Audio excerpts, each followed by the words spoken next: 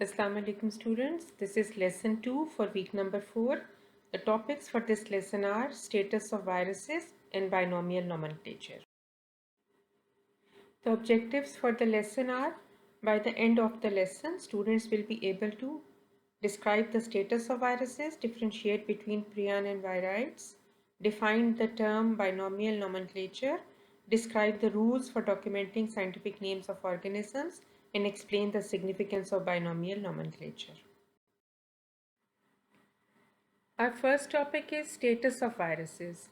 Virus is a familiar word these days. Every moment there is news about coronavirus, and it is because of the coronavirus that we are all staying at home. So let's see what actually a virus is.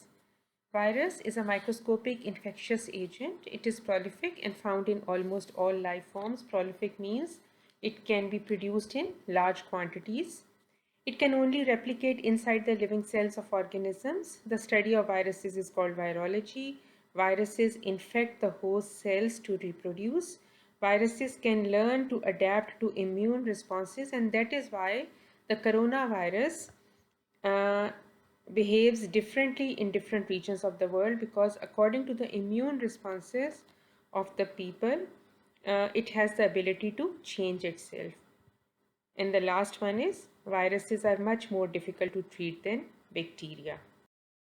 So before we discuss the status of viruses, let's quickly go through the structure of a virus.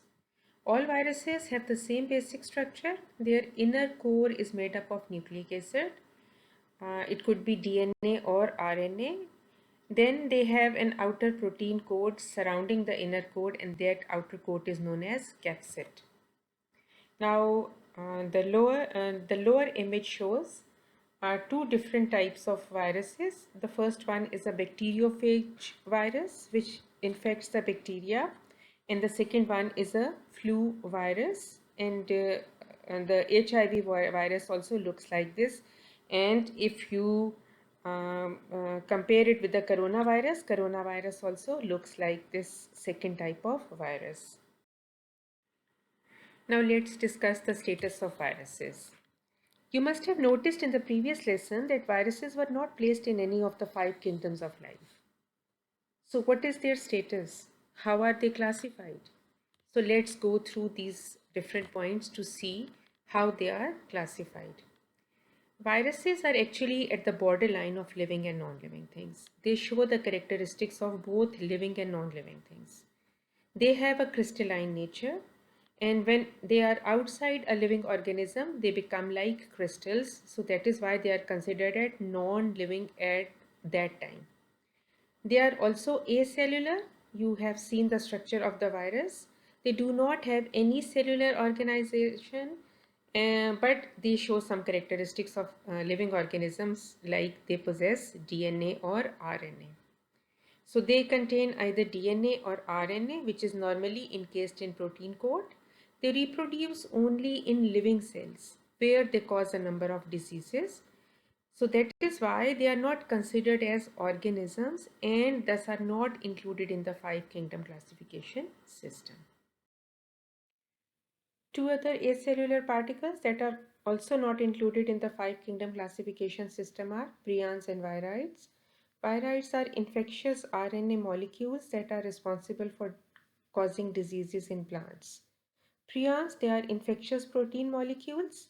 They cause diseases in animals and humans. One of the disease caused in humans is insomnia, which is a sleep disorder, and it also causes mad cow disease in cattle. They are very resistant to disinfectants, so it is very difficult to destroy them. Prion has the property of converting the normal proteins of the body into the infectious protein molecules, and prion diseases cause brain damage in animals. So in the image, the structure of virides and prions are also given. The second topic for today's lesson is binomial nomenclature. Binomial nomenclature is actually a method of giving scientific names to living organisms, and the word binomial means two names. And nomenclature means system of naming. So in binomial nomenclature, every living organism is given two names. The first is the genus name and the second is the name of the species. This system was first introduced and adopted by a Swedish biologist, Carolus Linnaeus, and this system soon became very popular, and many of the names adopted by Carolus Linnaeus are still in use today.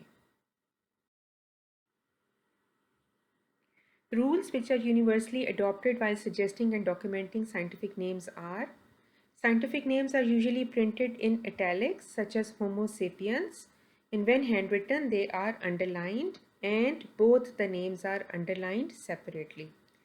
The first term or the first name is the name of the genus, it is a generic name. It always begins with a capital letter, while the second name, which is the name of the species, it is never capitalized even when derived from a proper name.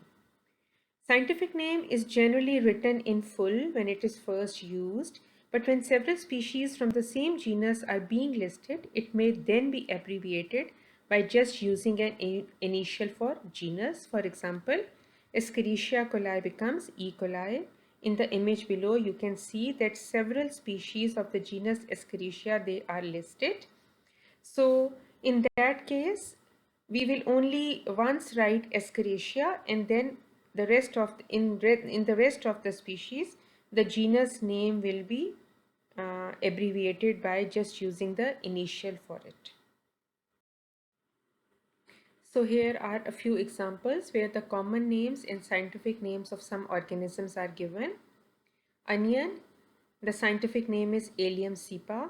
Common sea star or starfish has the scientific name Asterias rubens. House crow has the scientific name Corvus splendens. Orchid tree, mountain ebony, has the scientific name Bauhinia variegata.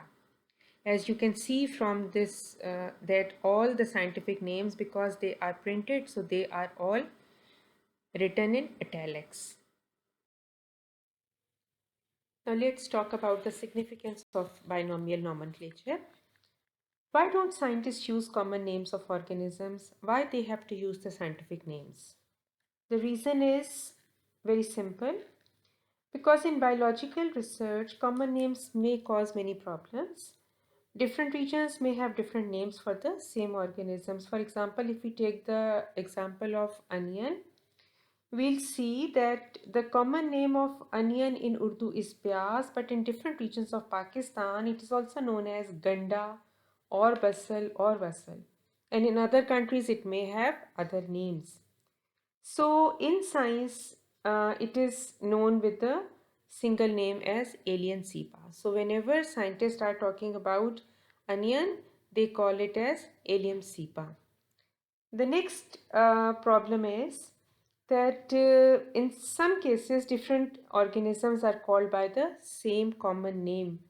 For example, the name blackbird is used for crow as well as for raven, and as you can see from the image, there are differences in crow and raven. Crow is slightly smaller in size, it has a thinner beak, shorter tail, and raven is larger in size, it has a thicker beak, longer tail, but in many countries, both of them, they are known as blackbird. So if a scientist is suppose describing a blackbird, we won't be sure that he is talking about the crow or a raven. That is why crow and raven have been given different scientific names.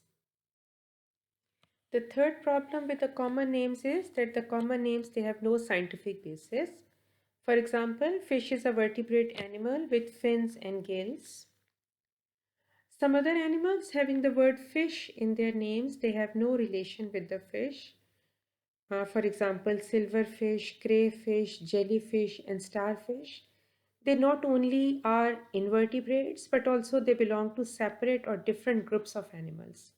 So such common names, they cause confusion when they are discussed among the scientists. So that is why scientific names, they are adopted universally by the scientist.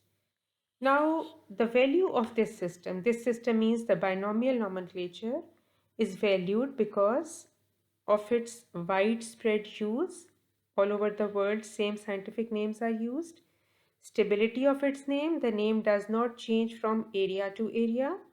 Unambiguous identity means all over the world people are not confused that which organism are we talking about. The same scientific name is present all over the world, and it also avoids the difficulties of translation. Means you don't have to translate the word Vassal or Ganda to which is the common name of onion in Pakistan. When you just simply take the name of Allium cepa and everyone will know that you are talking about the onion. Now, a quick recap of the lesson. We have studied that a virus is an infectious agent made up of nucleic acid, DNA or RNA wrapped in a protein coat called a capsid. Viruses have no nucleus, no organelles, no cytoplasm or cell membrane. They are non-cellular or acellular particle. So this is why a virus does not belong to any kingdom. Binomial nomenclature is the method of giving scientific names to living organisms. Swedish biologist Carolus Linnaeus first introduced and adopted this system. The scientific name of a species consists of two names, a genus and a species name. There are rules for writing the scientific names.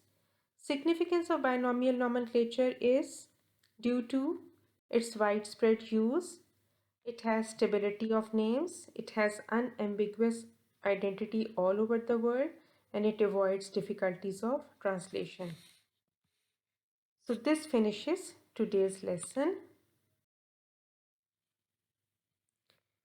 Students, hope all of you have understood the lesson. Read the topics from the book as well and learn the topics. Take good care of yourself. Thank you.